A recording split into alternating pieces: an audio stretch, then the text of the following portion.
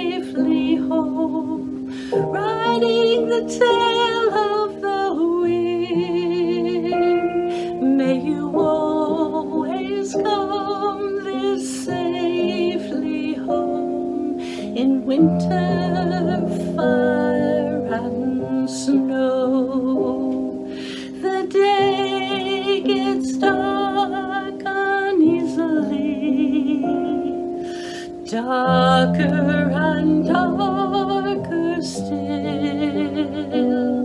and you are gone to Carnival, and I feel the winter chill, but you, little son, come safely home, riding the tail of the wind. May you always come this safely home in winter, fire, and snow. La la la la la la la la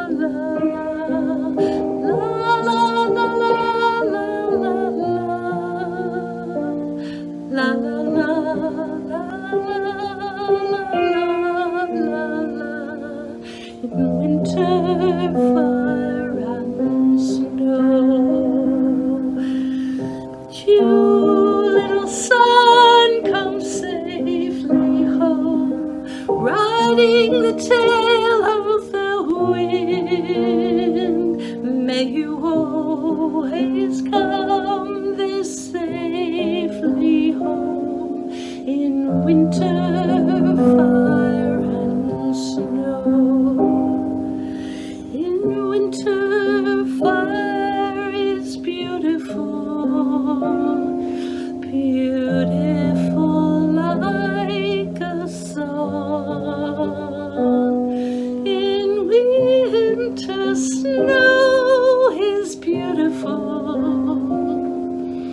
all of the winter long, all of the winter long.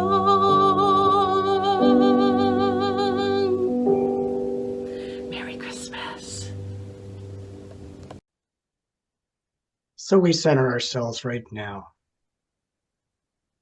breathing in deeply and being present to ourselves and the moment, recognizing that we are divine beings of love that contain all aspects of life, the quiet and the dormant aspects of winter, the fiery passion of anger and inspiration, and the soft coolness of snow expressed calmly and gently through us in those still, still moments. We all contain different stories and experiences and ways of being, and we acknowledge this here and now. And these ways of being make us the remarkable individuals that we are. And in loving and embracing all of it, we become transformed and renewed. We become more fully who we are meant to be, beings of divine love. So we hold space for all that we are right here and now, and we're grateful for it. Very grateful. We're grateful to be here present together and grateful to embrace all that is. And so it is.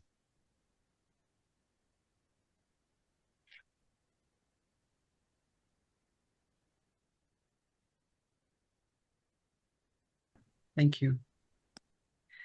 Starting over, this is a poem by Tim Cusick in his book, From Farm to Fable. And it's called Softies. We are dreamers.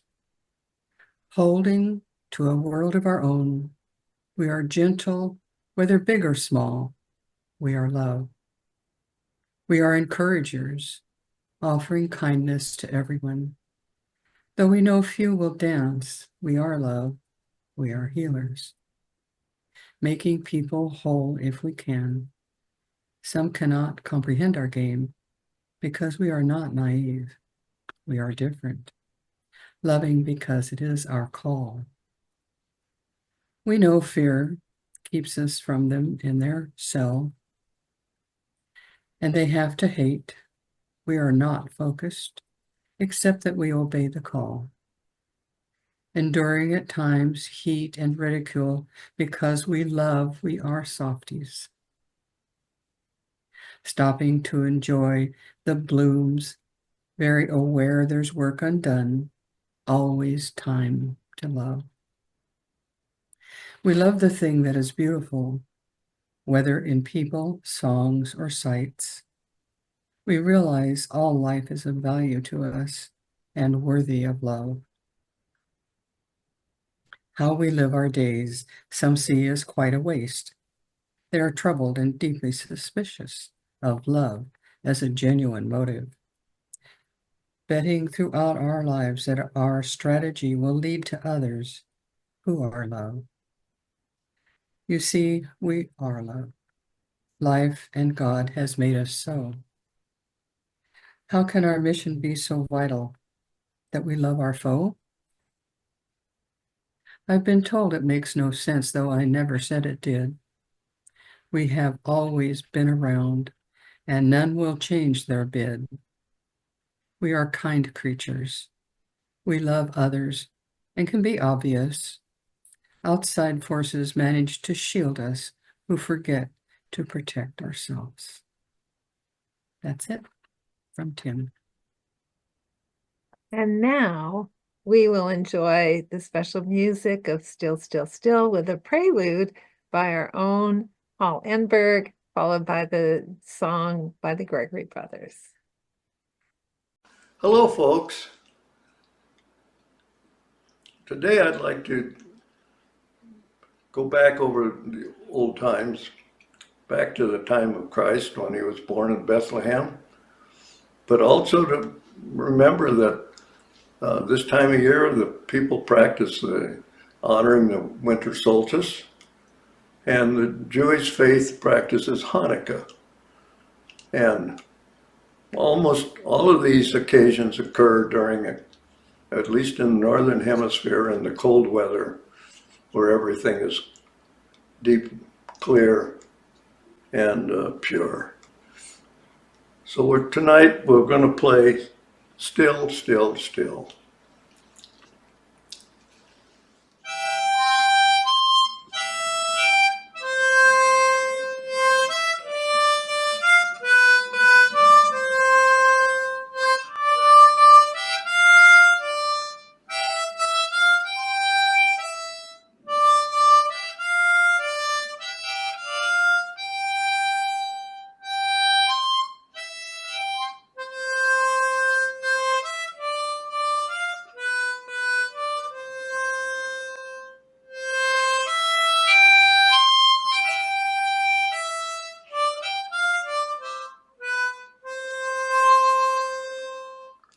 Christmas.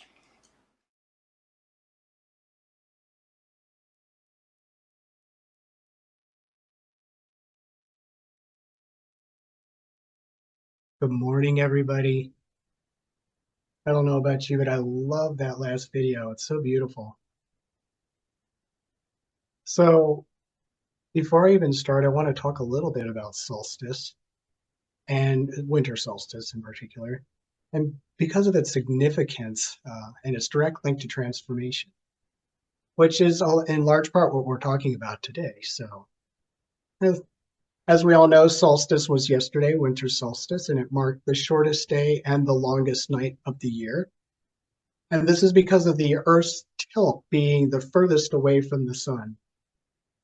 And what fascinated me about this is that that tilt is the furthest away, like only for a very small, minute of time, it's the furthest away. And just because I thought it was fun, I researched exactly what that time was, which was 4:21 Eastern time yesterday. That's when it was the true marking of the moment where the Earth was tilted the furthest away from the sun. As most of you probably already know, solstice also marks the start of the pagan holiday Yule. And Yule is one of the oldest winter solstice festivals, with origins back to the ancient Norse thousands of years ago.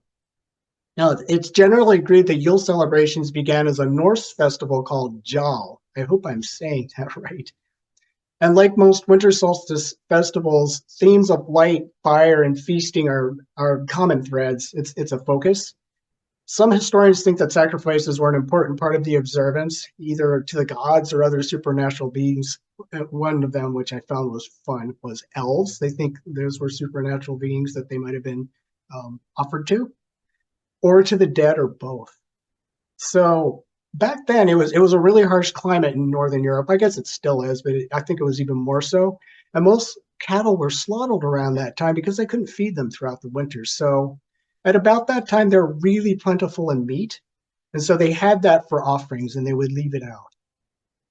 Some even think that the original festival was a sort of Norse Day of the Dead with the god Odin as a major player. And among many names that he had was Jalnir. And among his many duties was acting as a god of the dead. But, there continue to be different opinions about this. People vary on their thoughts on this. Some historians think that Jarl was a New Year festival that was intended to set the tone for the months.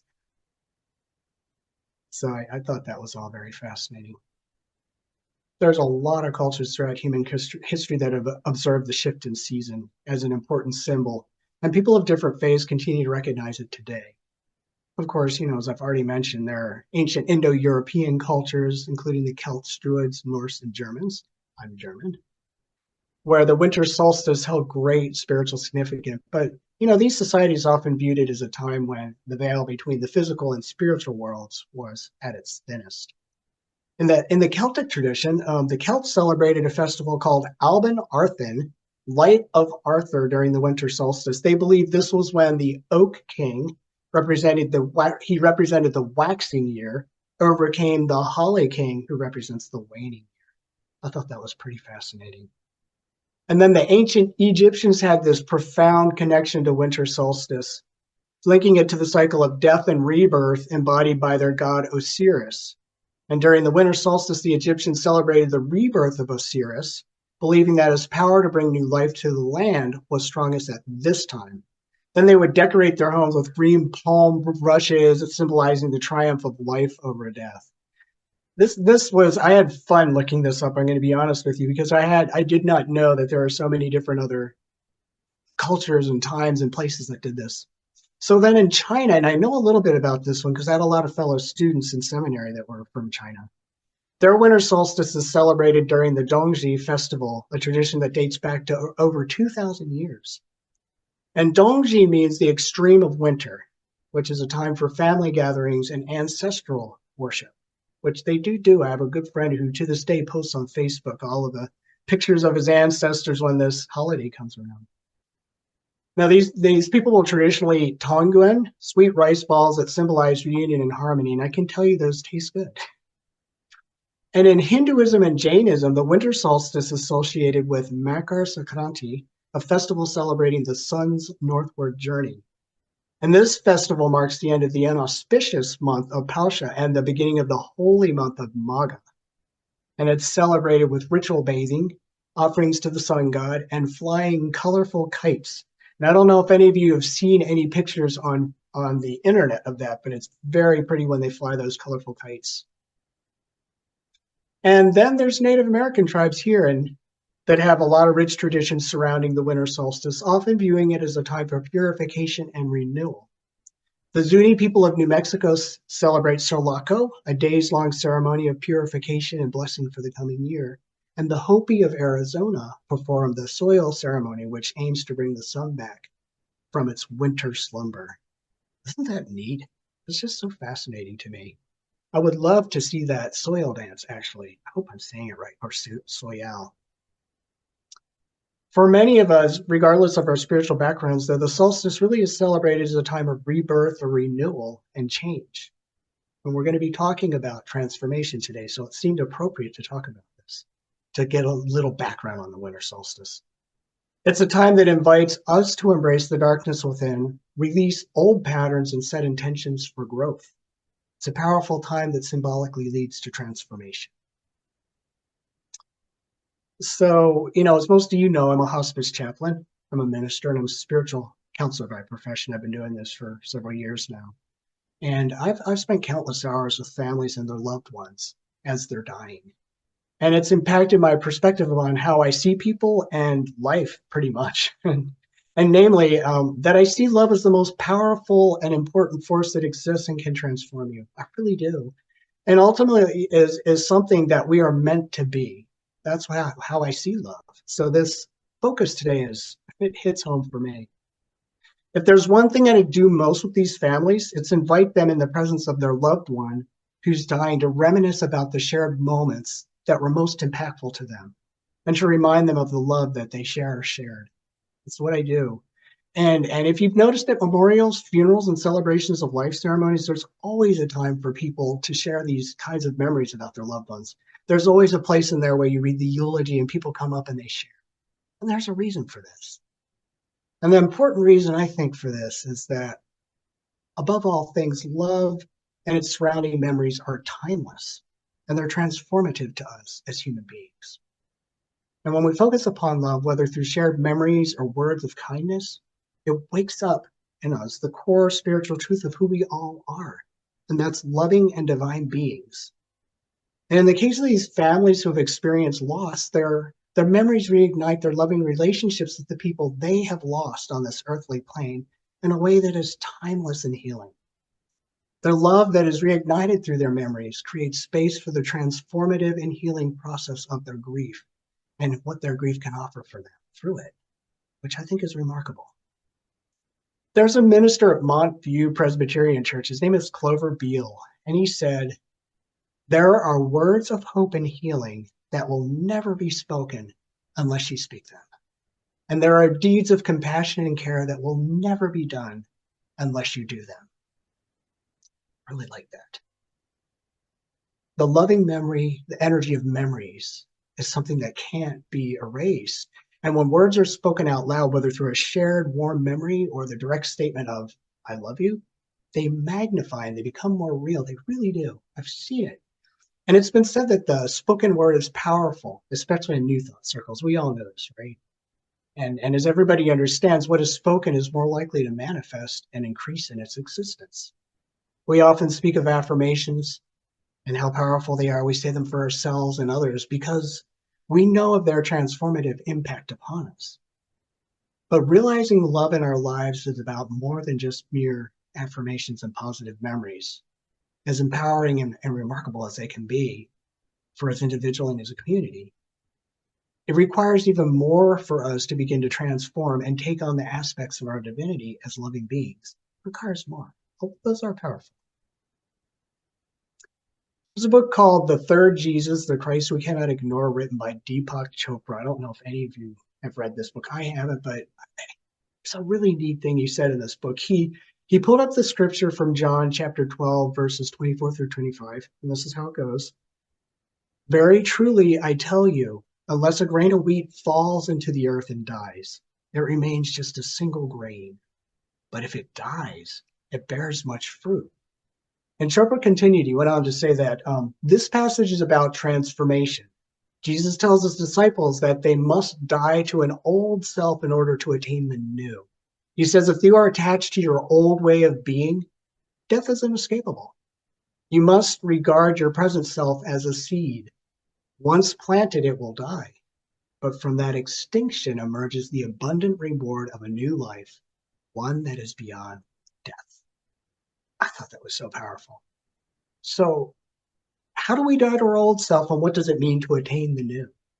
I think that's a big question to ask, because that can mean a lot of things, So first, we must understand our present selves before we can even begin to define what is old or new. We really need that, because becoming the divine love we are meant to be means first recognizing those areas within ourselves that make us uncomfortable, and then taking the time to understand them. Then we must embrace them with love and compassion, because nothing can transform without being loved and acknowledged first. It really can't. This is what it means to embrace the darkness within. Now, if we approach our fearful, angry selves with frustration or anger, it'll simply magnify the fear and anger we already are carrying within. But if we approach our inner fear or anger with curiosity and a desire to understand it, our relationship with those aspects of ourselves will shift. They always do. And as this shift in our personal relationship with ourselves occurs, those aspects of ourselves begin to change shape through the embrace of our own self-compassion. Does it not? And as these old patterns are released, we begin to change as well. We become more relaxed, compassionate, and open to new things. This is what it means to renew or become reborn. And when we begin to renew, we're essentially dying to our old self, as Deepak Chopra put it, that scripture. And this is where we begin to release old patterns of relating to not only ourselves, but others. Because how we treat and approach others are merely a reflection of our inner relationship with ourselves. Really, that's the bottom line. As they say, the person who lies thinks other people are lying. The person who's generous and loving thinks that other people are doing things out of generosity and love. That's how we work, So there's a quote by Lao Tzu. It's a Taoist quote, and it goes, I have just 3 things to teach: simplicity, patience, compassion. These 3 are your greatest treasures. Simple in actions and in thoughts, you return to the source of being. Patient with both friends and enemies, you accord with the way things are. Compassionate toward yourself, you reconcile all beings in the world. That last line, whoa. Compassionate toward yourself, you reconcile all beings in the world. That says a lot. And have any of you read The Seed of the Soul by Gary Zukov? I haven't, and I like this man's writings. And he said in this book, when you understand that by consciously serving the evolution of your soul, you contribute the most that you can to your world, you become one who contributes consciously to the well-being and spiritual development of those who share the human learning experience with you.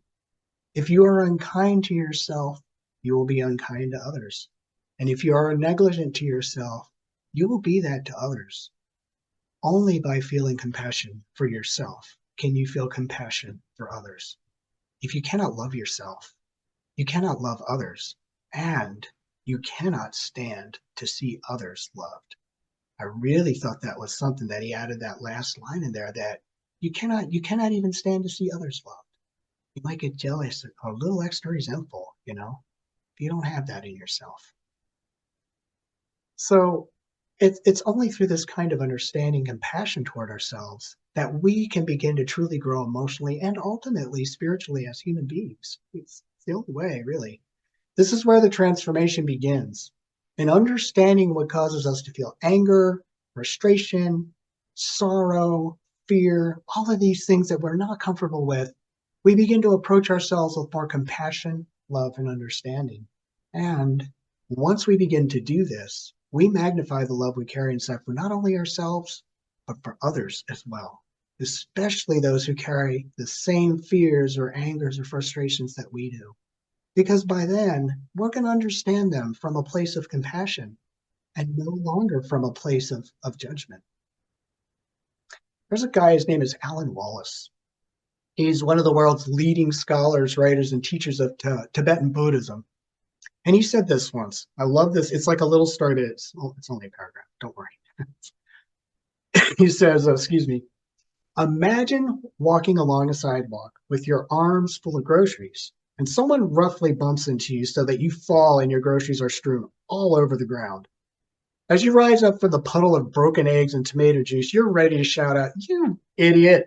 I might say something else in there too. "You idiot, what's wrong with you? Are you blind?" But just before you can catch your breath to speak, you see that the person who bumped into you actually was blind. He too is sprawled in the spilled groceries, and your anger vanishes in an instant to be replaced by sympathetic concern. Are you hurt? Can I help you up? Our situation is like that. When we clearly realize that the source of disharmony and misery in the world is ignorance, we can open the door of wisdom and compassion. And so I see the word ignorance. When I see it, I think of how we are all blind to one another's situations and thus ignorant for that. So we need to be curious, to think to ourselves, what is this person going through that they are in such a hurry and bumped me like that for? Or what kind of stress or difficulty is that stranger waiting in line at the bank teller who gave me a dirty look going through? This means that an angry driver on the freeway no longer is a jerk or a nuisance, but perhaps somebody who is anxious, stressed out, or worried like we might be in the moment. Or the aunt who carries on about politics at the dinner table during Thanksgiving is no longer rude, but maybe somebody who is crying out for reassurance that everything will be all right, or perhaps simply needs to know that her opinion matters. And our parents' mistakes no longer may be personal attacks upon our childhoods, but more a reflection of the upbringings they endured as children. After all, they did the best they could. They did. So the reality is that the more we practice approaching ourselves and others with a compassionate curiosity for understanding, the more loving and compassionate we become. And the more loving we become, the more we transform into the divine love we are meant to be. For this is what it truly means to awaken. Thank you so much, and namaste.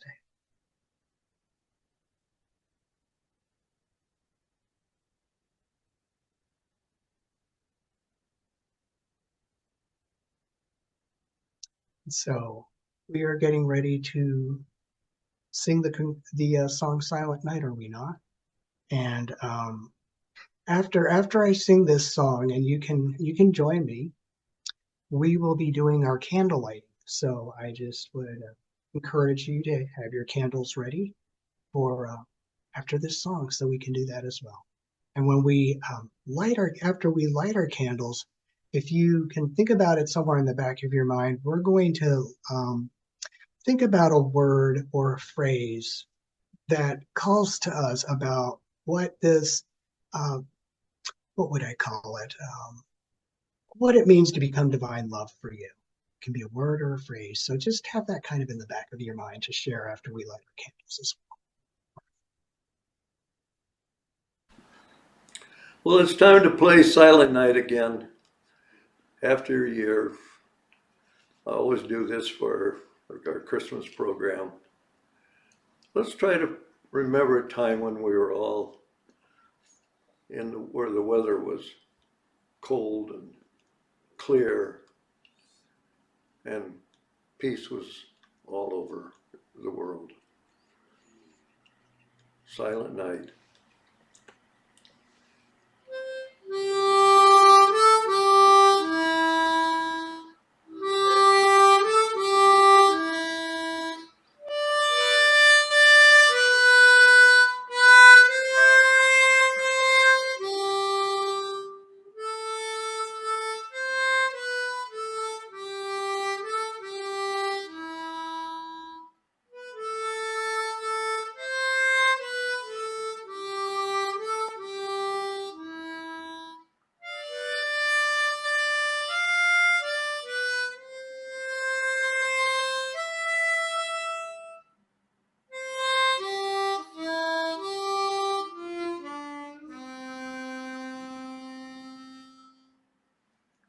Christmas, everybody.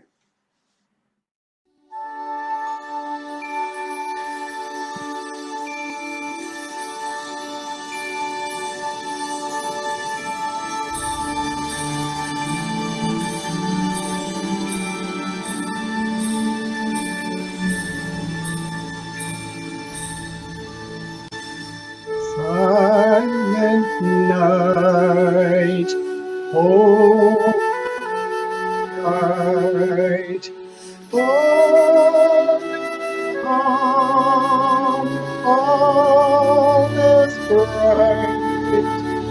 Brown young virgin mother and child, holding you so tender and mild. Sleep in heavenly peace. Sleep in heavenly peace. Silent night, holy night, shepherds quake at the sight. Glory stream from heaven afar. Heavenly hosts sing Alleluia. Christ the Savior is born. Christ the Savior is born.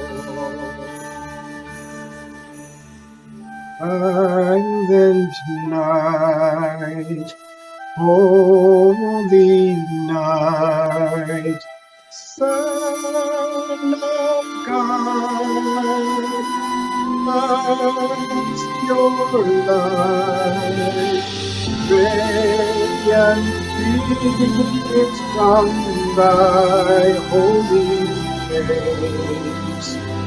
With the dawn of redeeming grace, Jesus, Lord, at thy birth,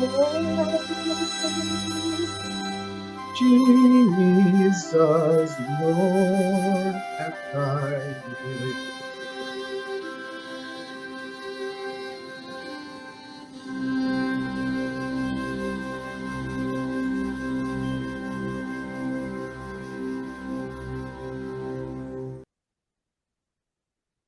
So I would invite all of you to get your candles ready, prepare to light them, and then have a word that you would like to share or a phrase about your coming into your true loving nature, transformation into that. All right. Kindness.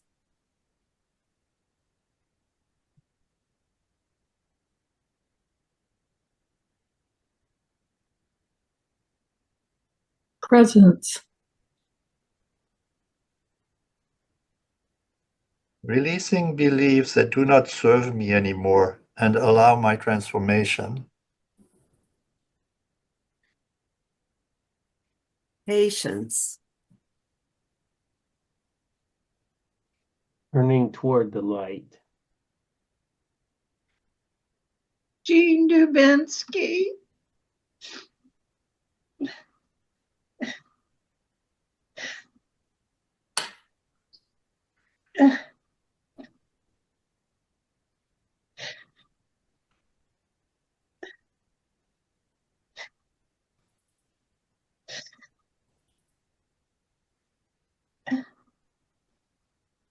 Having compassion and understanding for others.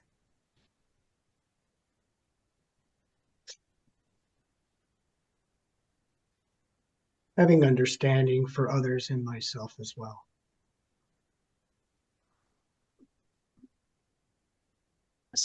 Of self and others.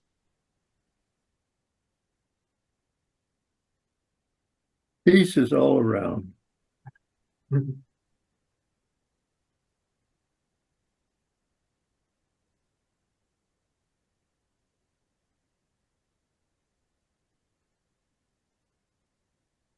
anybody else have more to share?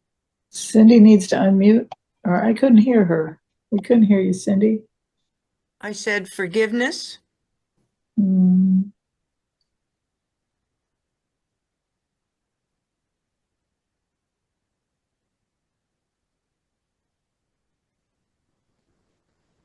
Light and love.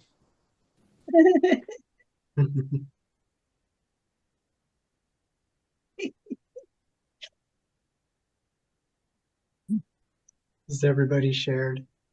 Giovanni is muted. Oh, Giovanni. Forgiveness of self and others. It's a big one. Still working on that too.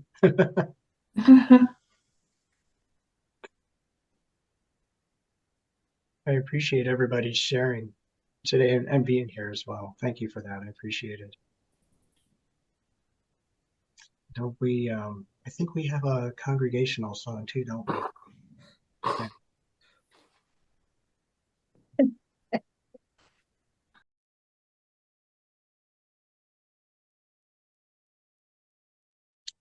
Yeah. Thank you. I just want to put in a small plug here for basically in the spirit of Christmas, in which giving and receiving are such a joy, you know, an expression of divine love, the Spirit's love. I just invite any of you who feel moved to donate or make an offering to this lovely community that's been close to my heart for such a long time. Please feel free to do so. You can do it through their website, which is, what is that? I have it written down. my/alc.com. Or you can send it by snail mail. That still works these days, you know. So I just want to put that out there. It helps fun speakers like me and musicians like Reverend Diane and all the other ones that will follow us to keep this community alive and thriving. So, all right. Thank you so much. This has been a real pleasure. We let the light of the candles remind us that even in darkness, there is an ever-glowing light that does not leave us. In this remembrance, we are granted strength, wisdom, and love, that we may live in harmony with all life, that we may be filled with the power of faith, that we are blessed with all good.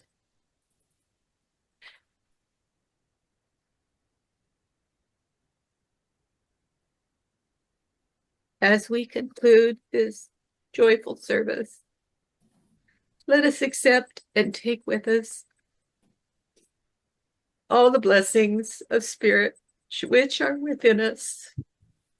Together we affirm this by saying, and so it is. and so it is.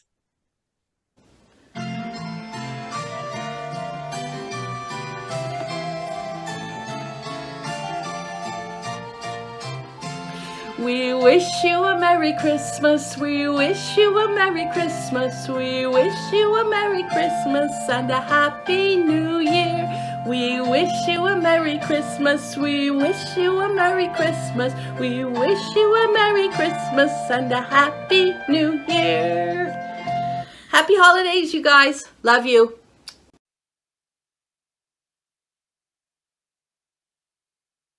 Happy holidays to you. Thank you for joining us. And I just appreciate so much the message of the day.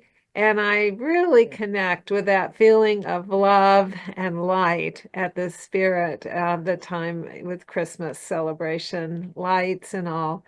So let's take that light out and share it.